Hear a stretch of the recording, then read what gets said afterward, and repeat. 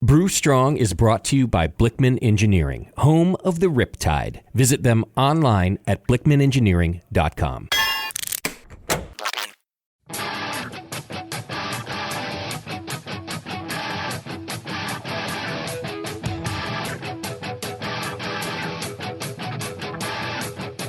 Brewers, it's time for the beer radio you've been looking for. This is the show that dispels myths, tackles the toughest topics, and makes no apologies for geeking out on beer.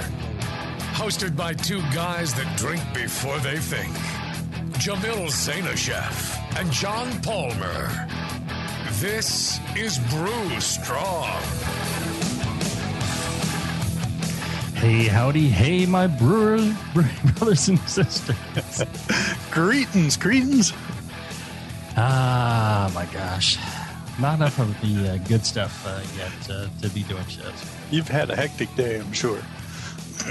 Running around, trying to crank out extra work there at the brewery. I've had a heretic day, yes, which is pretty much every day. Pretty much every day, pretty much all the time.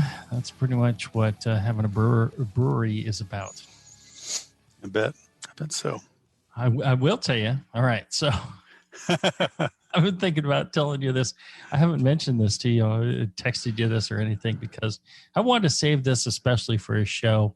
Excellent. Where I could tell people what kind of a weird, freaky dude I really am. Because, well, a couple of things. One is, because of the coronavirus and me being immune compromised, yep. My wife and I have to sleep in separate bedrooms.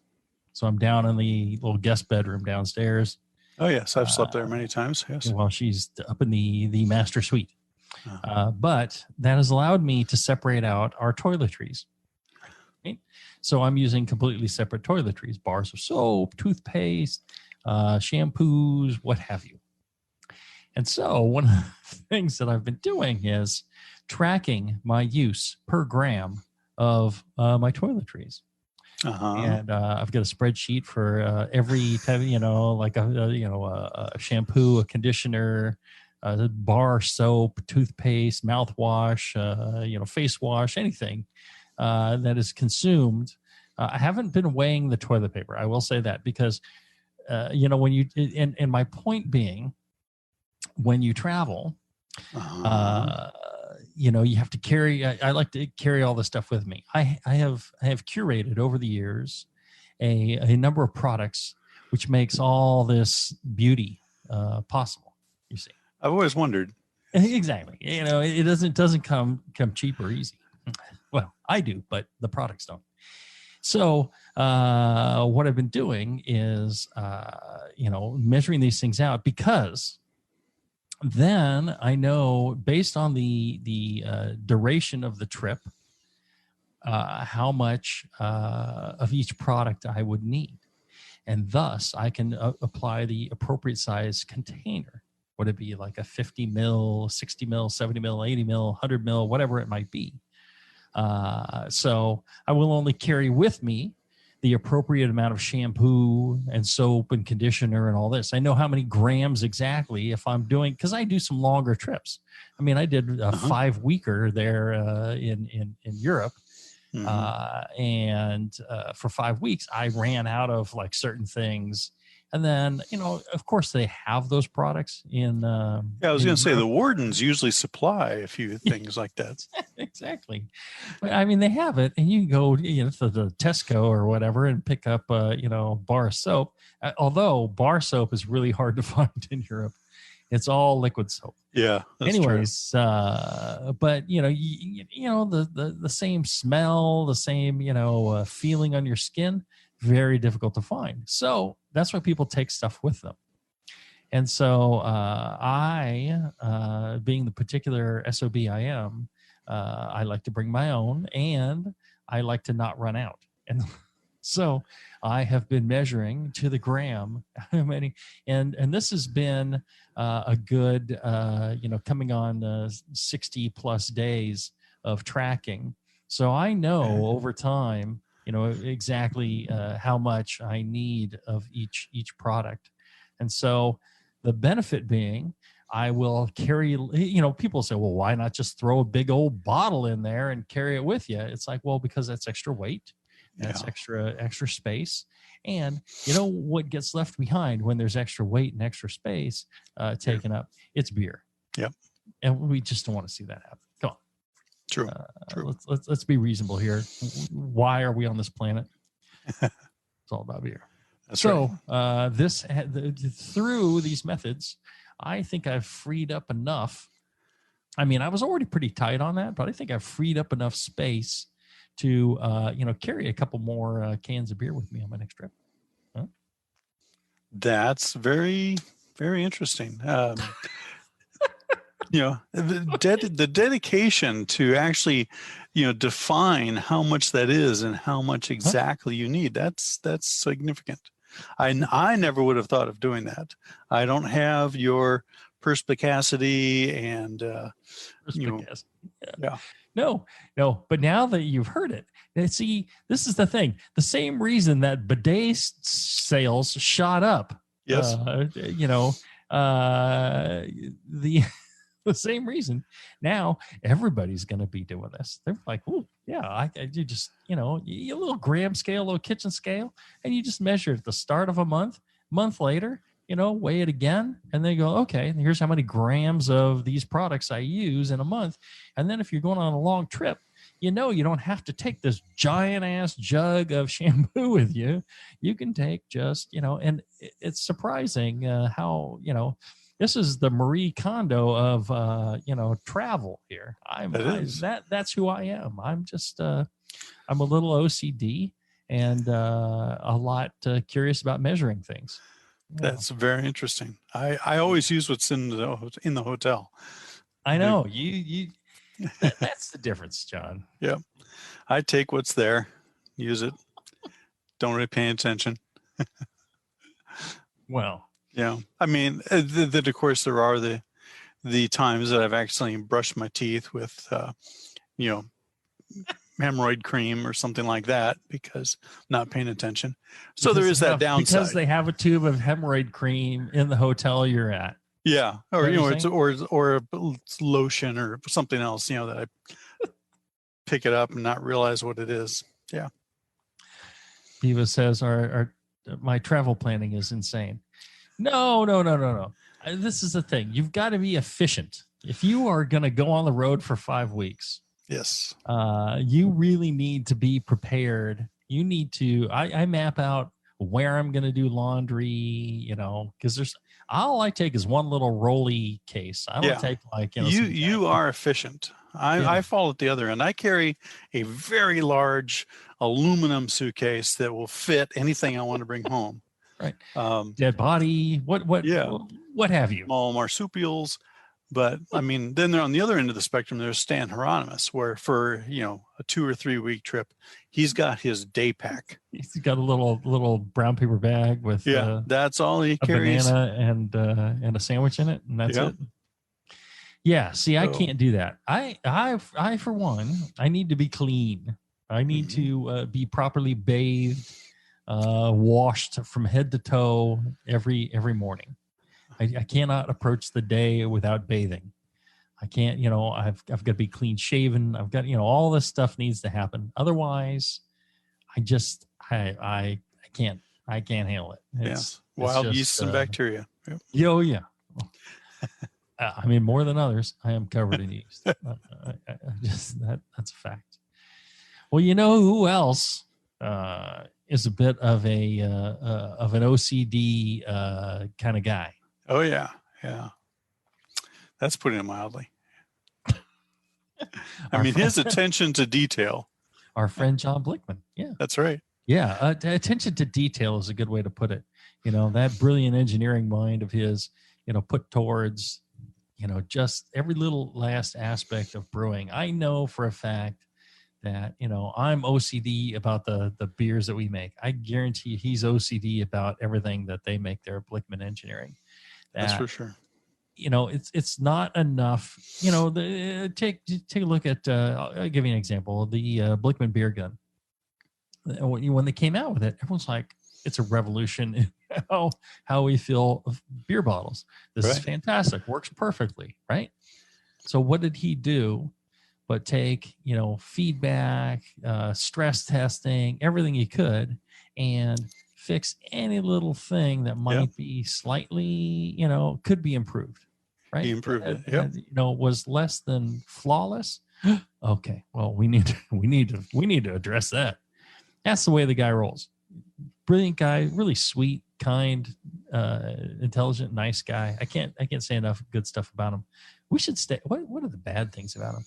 I mean, other than that, horrible basement torture room he has. Yeah. I mean, that's a matter of choice, lifestyle, I think. It is, but he's got the whiskey bar next to it, so I think it balances out. It is a 50-50. It is a yeah. So I think one of the greatest things he's done is sponsored this show for 15, 16 years or so. Right. I'm up on 2 decades. He's paid for the show. He literally has paid for the show so that we're on and that we keep doing this. So if you appreciate that, and then the massive backlog of information that we've done over the 500 hours we've been on the air, I would say take a minute of your time, rattle off a quick email to feedback@blickmanengineering.com and tell John that you appreciate that he has paid for this show. And you could go to their website, check out any new gear they have. They've got lots of interesting stuff that will help your brew day be better. So check them out. Today, we wanted to talk about low alcohol, non-alcoholic beers. It seems like a real, buzz word or, a passion for a lot of people right now. They're worrying about the effects of alcohol. They want to have a non-alcoholic option for those times when, they're working on the lawnmower or, instead of just mowing with it, various things. And so it's become quite popular now. It's one of those trending things. Yeah. Session beers kind of came and went, I think. Yeah. Brewers were more interested in than consumers. Non-alcoholic beers, I think, has a little more staying power than low alcohol beer for the consumer. Beers. Yeah. I think the consumer is interested. John, how would you define a low alcohol beer? I mean, or what are the definitions around low or no alcohol beer? Sure. Well, it varies state to state, country to country, but in general, when we're talking about low alcohol beers, we are talking about the low end of the session beers, something less than 2.5% ABV. For a no alcohol beer here in the United States, it has to be less than 1/2 ABV, 0.5%. Right.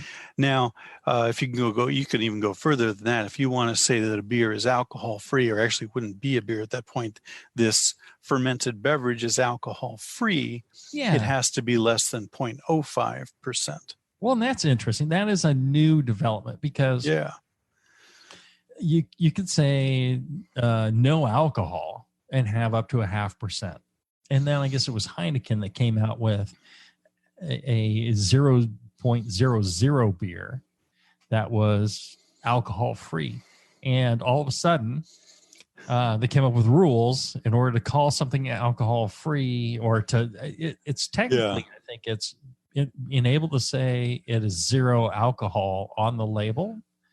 I think that's the requirement, that it be less than 0.05, or it has to truly be, if you're going to say it's 0% on the label, because I guess people were saying no alcohol and wanted to call it 0%, and they're saying no, that doesn't work. No alcohol is actually 0.5%. And so they came up with this whole new term, alcohol free. Have you tried the Heineken Zero beer? I have not.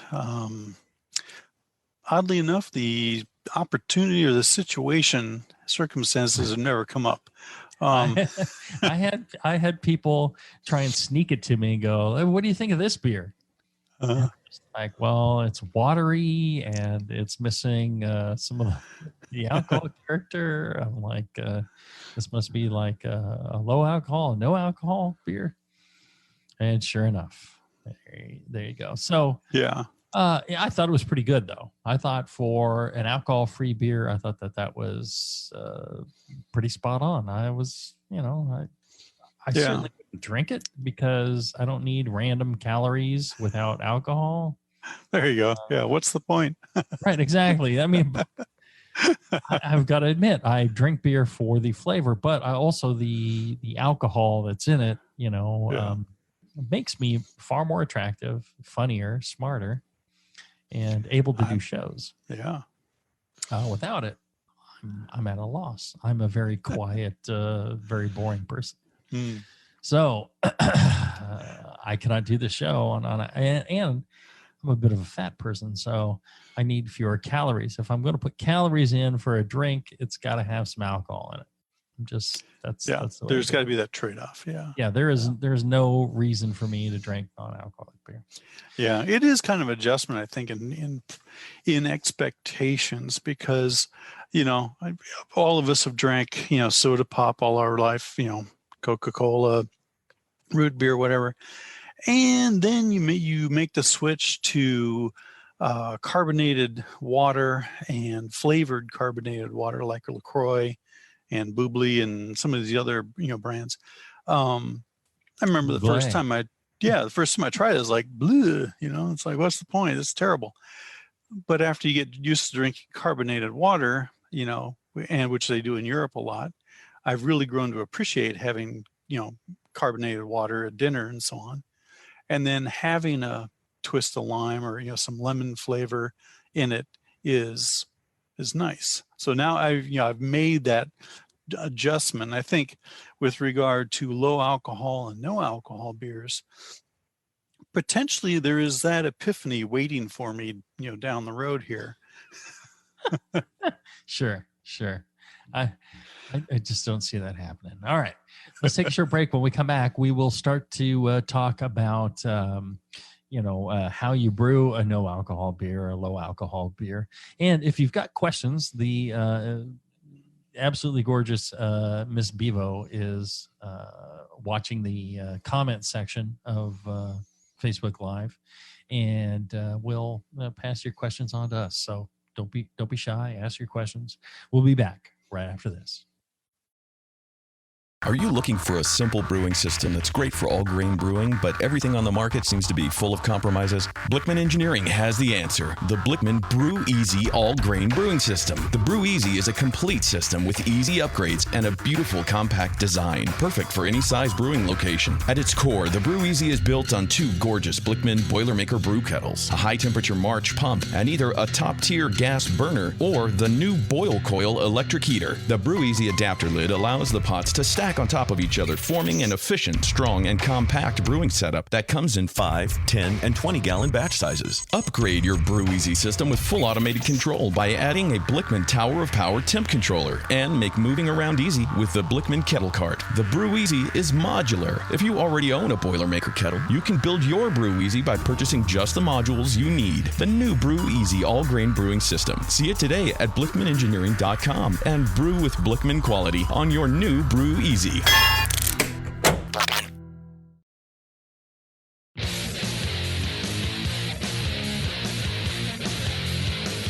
Back to the two guys that know how to turn beer into beer. This is Brew Strong. All right, we're back. We're talking low and no alcohol beers.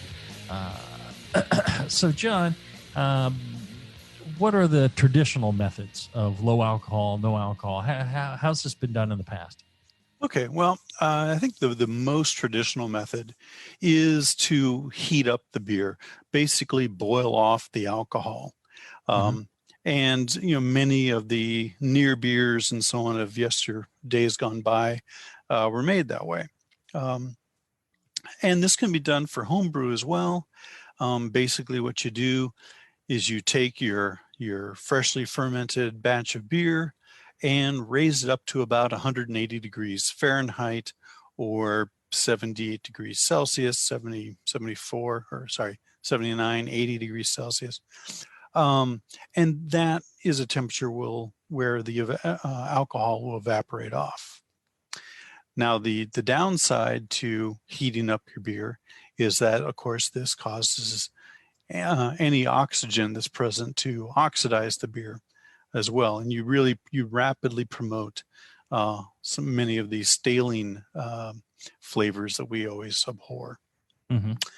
Mm-hmm. The application of heat to beer introduces heat staling, and that comes from the mash and how the grains were treated.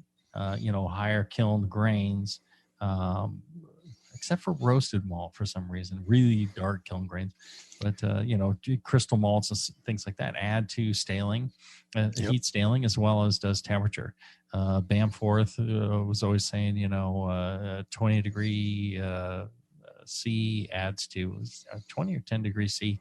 10 degrees C. Doubles the rate of staling. So a beer stored 20 Fahrenheit or 10 degrees C, higher ends up if you store for a month, it's like it's 2 months older. And so when you try and produce a low alcohol beer by applying heat, you're staling that beer rapidly. You're going many 10 degrees C multiples, and it's a logarithmic thing. I think it's not a linear thing. That's right. So you've made this low alcohol beer where you've evaporated a lot of your volatiles, a lot of your beer character. Now you could put that character back in by doing some dry hopping, or maybe doing some krausening with some fresh beer to get some of that beer character back. But by and large, the point is that this method for producing low alcohol beers has never been a favored method. Brewers are always looking for something better to get a more of a fresh beer character. I will say that as far as the evaporation method goes and the heated method goes, is that one is fairly cheap to do. Two, the beer has been fully attenuated. Yes. I think when you're trying to, arrest fermentation or, somehow stop fermentation, you end up with a worty beer. And the taste of wort is not beer, Right. I find that more offensive to my palate than, a non-alcoholic beer.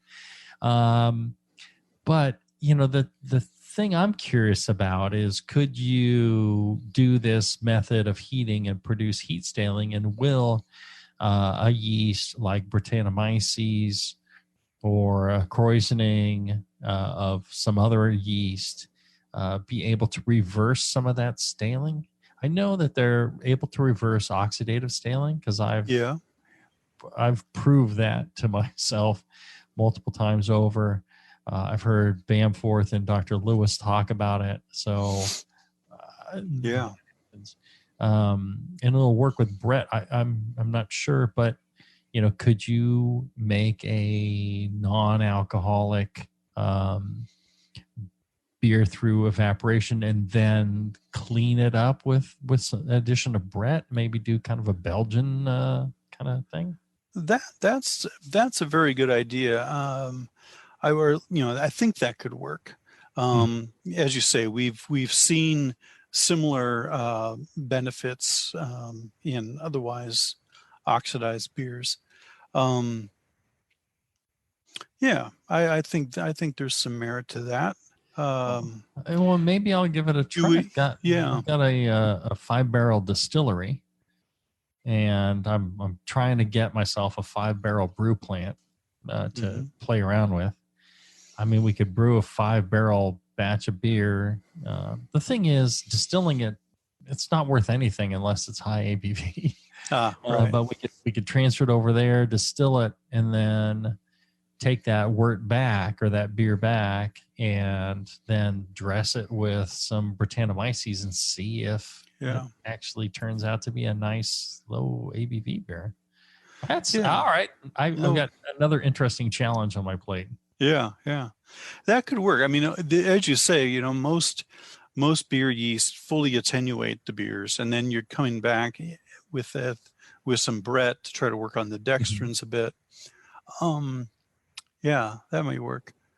And you may now, depending on how much, if you have to add more fermentables to get that Brett to be invigorated and active, you may end up with like a 2.5% as opposed to 1.5%. But I think here's one of the differences between Brett and a lot of other sack strains, is that it will,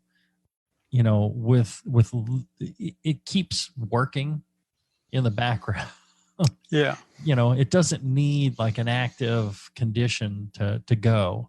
Whereas true. A lot of other yeasts will go dormant in a low sugar, environment. Brett will look to consume your barrel, consume whatever is there, just to keep going. So I think that's definitely a possibility. So what other types of solutions are there? There's the traditional homebrew, heat it up and kind of boil off the alcohol. And now they can improve on that by doing it under vacuum. And you could do that. Pressing. I mean, there's cheap vacuum pumps available on eBay. And maybe you could make a lid to seal on your kettle and, heat it up that way and draw off that way. What kind of temperatures are we talking if you pull a full vacuum? Well, there are commercial dealkalizers that can get the boiling point all the way down to 65 degrees Fahrenheit. So wow, that how is that possible? I get high vacuum pressure, I guess. Well, because so here's another question for you, which I don't know. I don't necessarily know the answer to, although I know a lot of crap. I do. Isn't the amount of vacuum you're able to pull limited to the atmosphere here on the planet? I mean, can you ever pull more than, the one atmosphere, the 15 point? With an active pump. Yeah. I mean, how can you pull? I mean, you can pull more negative than the atmosphere. I mean, once you've removed all the pressure that exists around you, you risk collapsing the vessel, which has happened many times. I mean, if you get to instead of zero pressure, you can get to a negative pressure. I don't think you can get to. Again, I don't think you can get less than zero. I don't think you. And that's the thing. So we're here at 15.4 or whatever we're at, and 15.4, 15.7. I'm losing my mind. And once you've drawn all that out using a vacuum pump, you're at zero. You're at absolute zero. So should be equivalent to outer space. Yeah. Right. You can't go more vacuum than that. Right. So I don't see alcohol vaporizing at 65 degrees Fahrenheit in vacuum. I'm not sure that is correct. I think it's much higher. I think we need to Google this. Okay.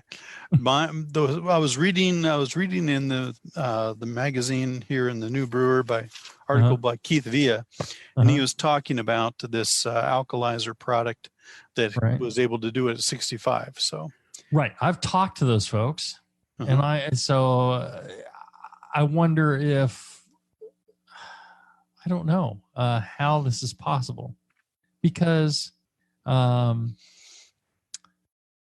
somebody quick Google alcohol vaporization temperature at absolute at full vacuum. Come on Facebook. I'm just not sure, but I've talked to those folks and I've tasted the products that come out of that, and actually it was pretty good. because one of the problems with most of the vacuum bits of equipment that will remove alcohol is that it requires you to heat it up to 100 and something. Yeah, Gotta get it to 120. like 120 or something like that. Right. So how are they getting down to 65? I don't know. They won't send me any drawings, diagrams, data sheets. I tried to ask them how much energy it took to do this, and they wouldn't send me that either. They're just like, no, we have to talk to you on the phone. I'm like, just email me whatever information you have about your product. And they were just like, no. Okay. We'll send somebody out there to talk to you. I'm like, okay, for God's sakes, I'm not doing business with you because you're too much trouble to work with. If you can't email like a data sheet, just some information whatsoever, zero information. They're like, no, this is all protected. We can't give you any information about it. We will send you the machine and, the price. that was it. I got no interest in talking to you.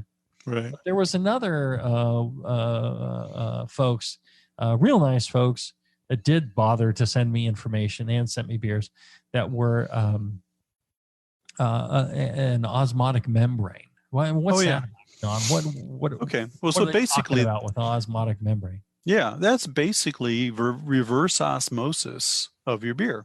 We use reverse osmosis for water. We use it to do, to draw the water through the membrane and leave a high salt content behind. Which is essentially what they're doing, because the alcohol mixes with the water fully. Right. The water and alcohol come out through the membrane, leaving a beer concentrate behind. Mm-hmm. And then once you've pulled off the amount of alcohol you want to pull off, then you can add back deaerated, deionized water to rehydrate that beer concentrate. And you can get a, substantially beery tasting non-alcoholic beer. Well, there you go. I bet you, my friends at Brew Chatter up in Reno or Sparks. Oh, yeah. They, if people are interested in non-alcoholic beer, they probably got it figured out already and have a kit available to make non-alcoholic beer. Great folks. They're, really, really clever in their knowledge of brewing.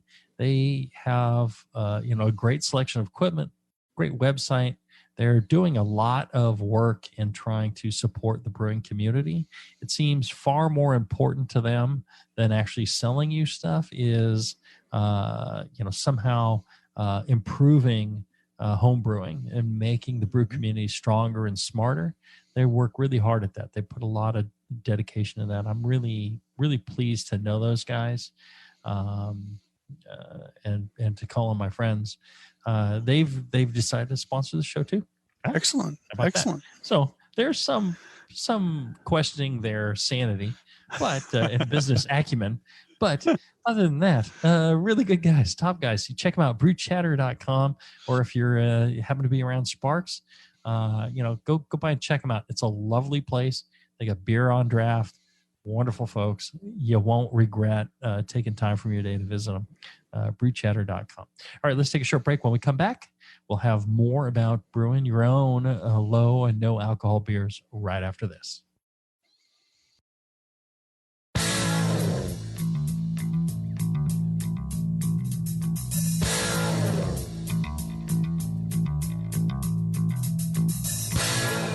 Learning to brew has never been so disgusting. This is Brew Strong. All right, we're back. We're talking low and no alcohol beers, and how you brew them. There's a lot of interest in it, and I think it's kind of cool. I think Peter, I think I could do Jamil's packing corner. I think we could teach young men to pack for the last 30 years, he says. Yes. And our dear friend Mitch Steele is listening. And he very cool. Enjoying our topic. His ears must have been burning, right? Yeah. Well, as we were saying about the membrane filtration. Yeah. One thing I wanted to caution our homebrewing audience on before they rush out and try to force beer through their home reverse osmosis system is that the beer needs to be filtered before it goes into the reverse osmosis.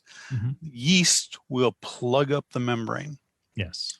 And so, you need to have any clear. haze will do it. And it needs to be brilliantly clear beer. Yeah. But that's the same thing for these commercial units.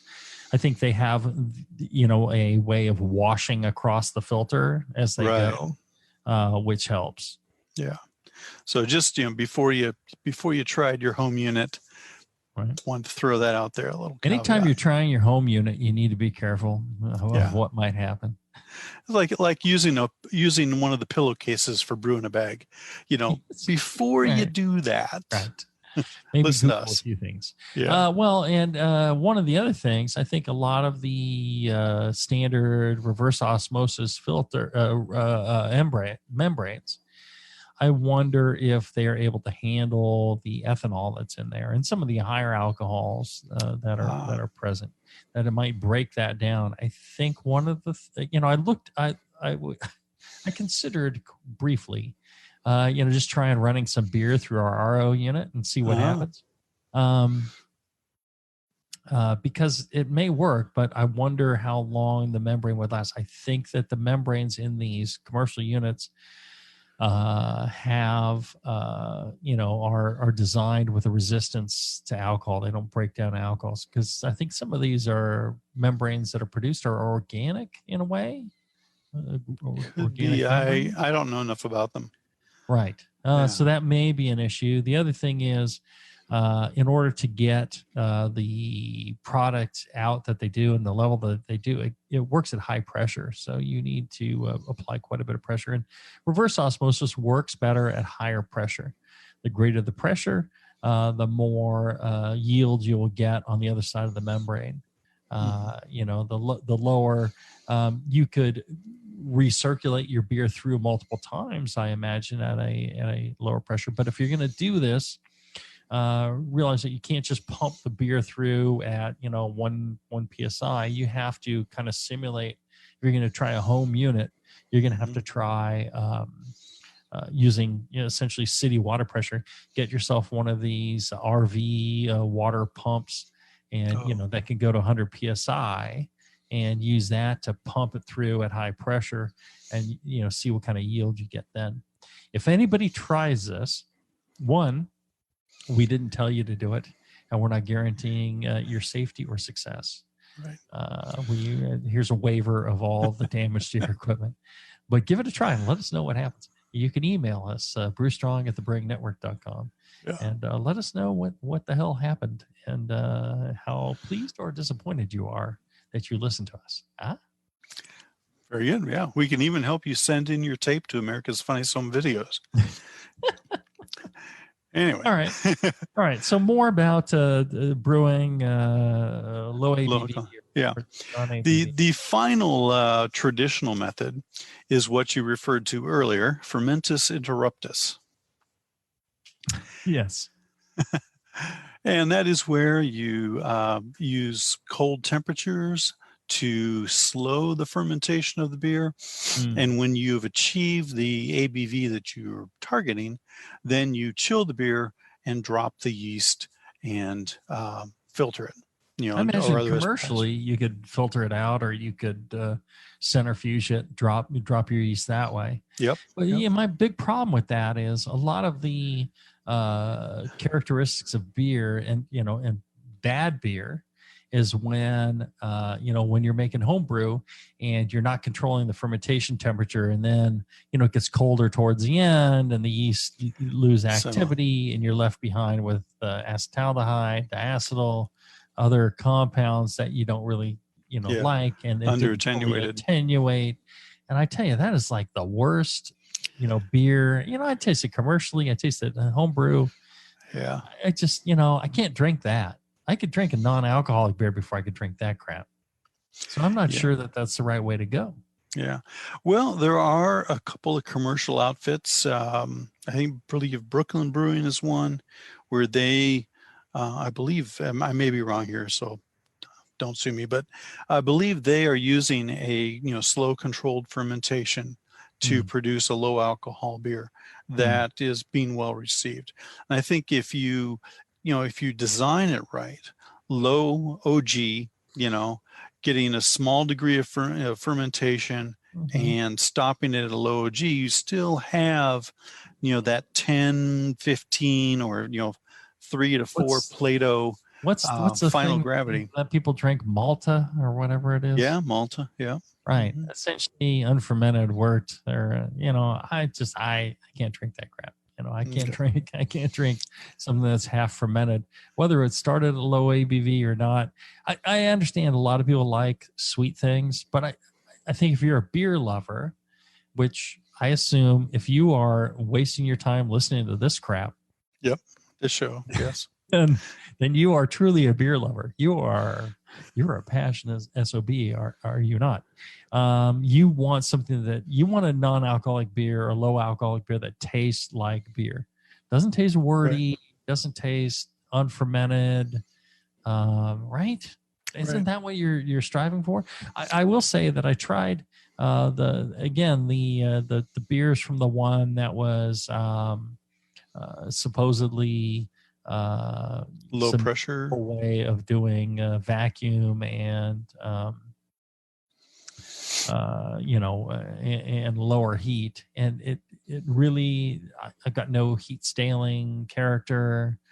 I'm not sure the beers were that great that they started with, but it was pretty good. The membrane one, I think holds far more potential for success because it's at cold temperature. You can do it at 32 degrees, whatever you want. Temperature isn't needed in order to make it happen. The problem I had with that was most of those beers were horribly stale, and I think it was the breweries they were working with. I think that their packaging was bad. I think that there was just so many failures in quality control along the way. You're saying you have to add deaerated water back. Well, that deaerated water better be perfect, because you put 100 billion parts per million or parts per billion in there, 100 parts per billion in there, you end up oxidizing that beer. And so pretty much every sample that they gave me, I think there was a good one in there, but there were a lot of really stale beers in there. Yeah. But I don't think that's the technology. I think that was some other aspects, which goes to show, and I tell my folks here, making wort is nothing compared to fermentation, the cellaring, making sure the tanks are clean, and packaging. Yeah. Everybody on the packaging line should feel like they're brewers, because it's so critical. Yeah, that's a very good point. Very good point. So, all right. Let's see here. Can we take another short break? Let's do that. I'm okay with that, and then we'll come back and talk about the new stuff. There you go. We'll be back right after this.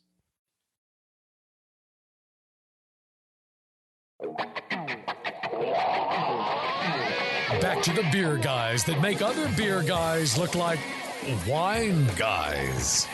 Brew Strong. All right, we're back.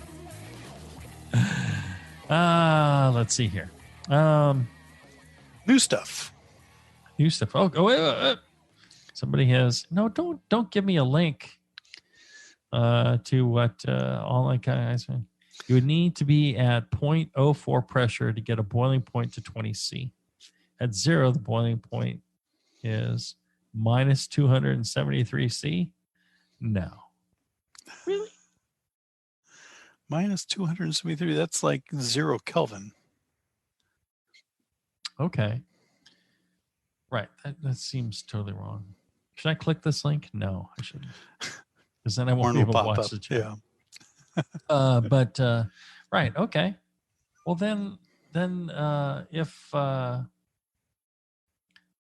if you need to get to 0.04 or whatever it is, atmospheres or PSI, he didn't say, to get down there, well, then that's clearly possible. Mm-hmm. You should be able to get, well, and if it's a negative 273 C, then it seems if you pull an absolute vacuum, you would, who was that? You would be able to get down to the 65 Fahrenheit. I think that's great. It still seems like you'd be pulling off volatiles of some sort. You know, that there you would lose some degree of fermentation character. Yes, absolutely. But I do think once you have produced a non-alcoholic beer, you could dry hop it again. The problem is you're going to introduce some oxidation again. Yeah. Maybe you would try some hop oils or some hop extract or something like that. Some of these newer hop extracts, and maybe get yourself a little bit more hop character that way. Right. Okay. Well, we have new yeasts now that have recently appeared in the last couple of years. And as opposed to the Fermentus interruptus, this is more of a Fermentus brevis, or short fermentation. I find fascinating. Yeah. And what do you mean by Fermentus brevis? I mean a short fermentation. They have identified specific yeast strains. Some of them are Saccharomyces cerevisiae from the sake group, called Chevalier. There's another one, Zygo Saccharomyces rushi. What's this one called? Turulaspora strain or family species. Saccharomycodes Ludwigi is another one. All of these yeasts have been previously... Ludwigi is my favorite so far. Yeah. They have been identified as being low or no utilizers of maltose. That is, they only ferment simple monosaccharides, your glucose and fructose.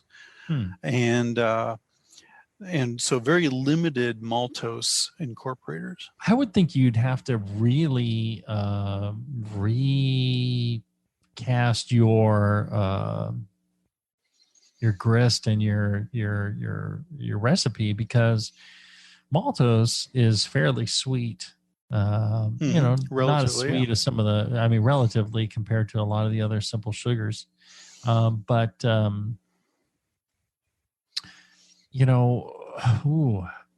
think if you leave behind a lot of maltose, it's going to taste unfermented. Well, yeah, and I think this is where the promoters of these yeasts, and White Labs markets a couple, Fermentus markets one. I think Lallemann's coming out with one. They recommend the lower OG, 1030 kind of OG, or, what is that? 6, 7, 8 Plato gravity, because you don't want too many sugars left behind, because really we all know that wort is a very promotes a lot of growth in microbiology. It's a very, very what's the word I want? Rich environment, anyway. And so if you leave a lot of fermentable sugars behind in a beverage, at some point you're going to have bottle bombs, because there's going to be some contamination there, and you're going to get, overpressuring. So one thing that the companies say with regards to using these new yeasts that only have very small degrees of attenuation is that the beer must be pasteurized afterwards when it's packaged. You're applying heat, making it taste stale. Wow. Yeah. Well, but they have, flash pasteurization and tunnel pasteurization technologies that are better than they were. I understand that, but I guarantee you any application of heat, no matter how brief, produces staling. Yeah. I can argue with that. Yeah. So I'm not a fan of that. I understand that, but I believe there's all right. I got my 2 or 3 things like I normally do. Uh-huh. 3 things. Let's go with 3. Okay. One, I think that the future of non-alcoholic beers is not actually fermenting anything. I think it is the application, and it won't be called. It will be called beer based under the current TTB regulations.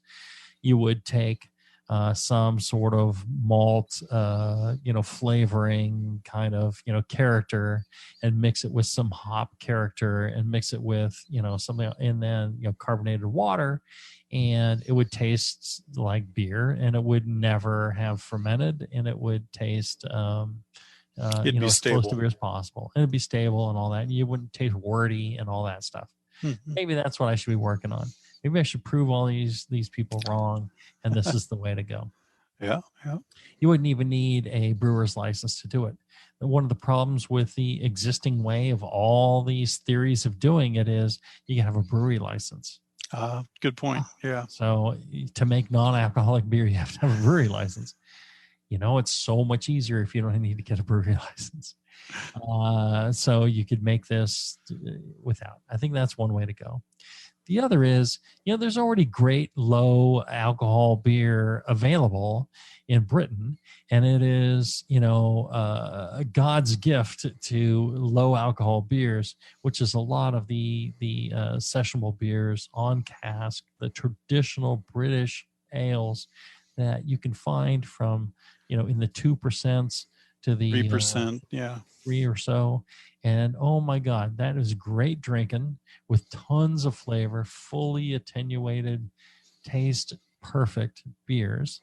So, let's not let so we're kind of throwing the baby out with the bathwater here by focusing on, these non-alcoholic beers or low alcoholic beers. And we're trying to come up with new ways of membranes and all this crap when the brilliant brewers of Britain have already, mastered how to make beers that you can drink in massive quantities and not be drunk and not be a problem, and and still enjoy yourself.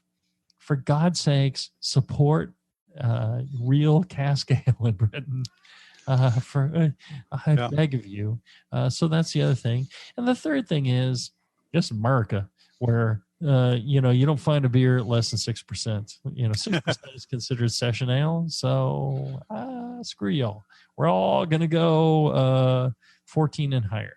Let's just go the other way. Let's not screw around with this non-alcohol stuff, because we should just drink what we want to drink and enjoy, and maybe that's the case. I don't know. Okay. Well, that's a very good set of points. My 3 points. There are 3 points. I'm gonna have to stick with 3 every show. Okay.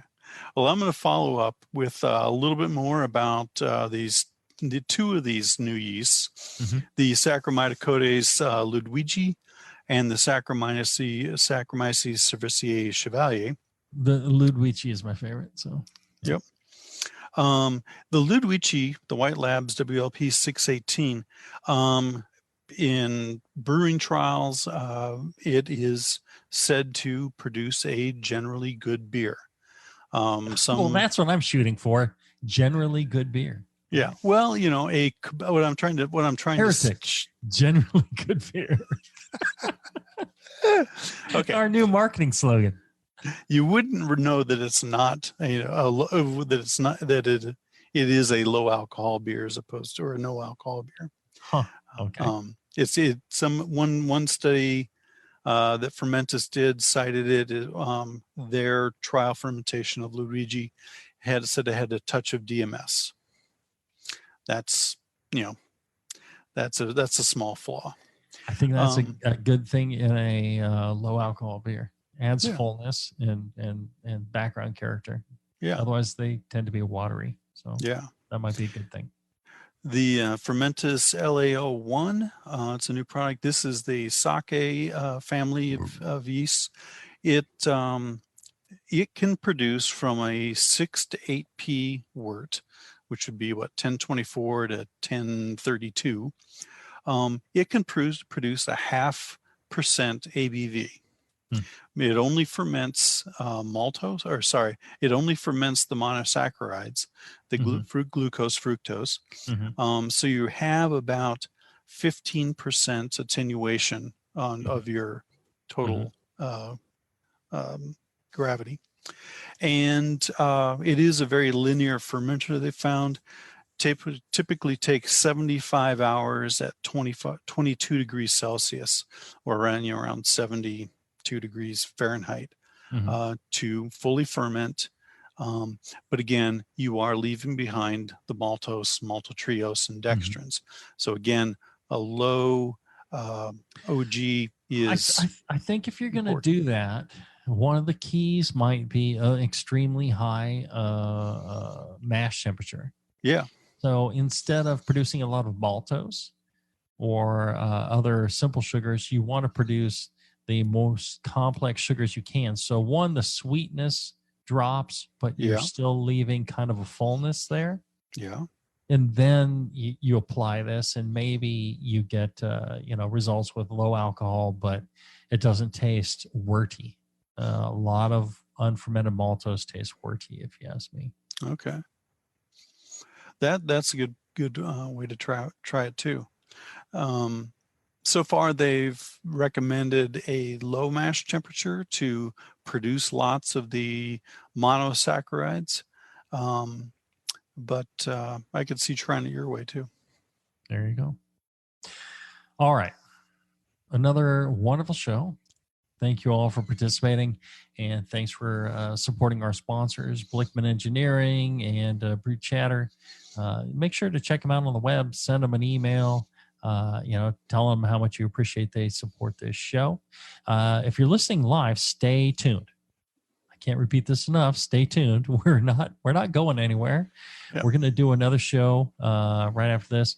We're just going to take a couple minutes for people to pee and to get another beer and all this stuff, but we'll be right back. We're not even going to close the feed. We're going to stay live here, and then we'll be rolling again in 5 minutes at 2 p.m. Pacific time exactly. We'll be going. So prepare your questions. We're going to do your live questions.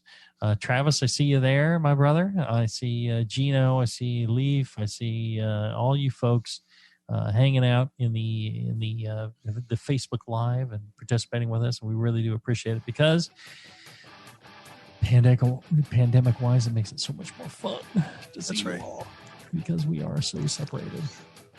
But let's do this. We'll end this show, but stay tuned. We'll be back in 5 minutes with more Brew Strong.